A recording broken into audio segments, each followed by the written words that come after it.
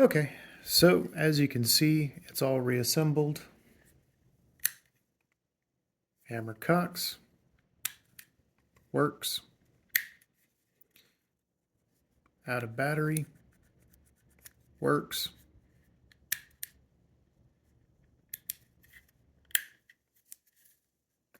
In case you guys were curious why you shouldn't use snap cap, or why you have to use a snap cap when you dry fire this, just take a look at how that slams into the ejector, let alone up here where the firing pin slams into that roll pin. Anyway, it's all back together. We do one last final test. Works. Works.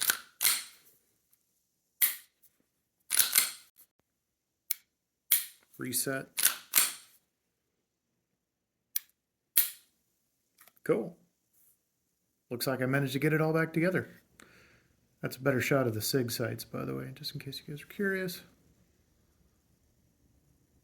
I only replaced the rear, but I really like them.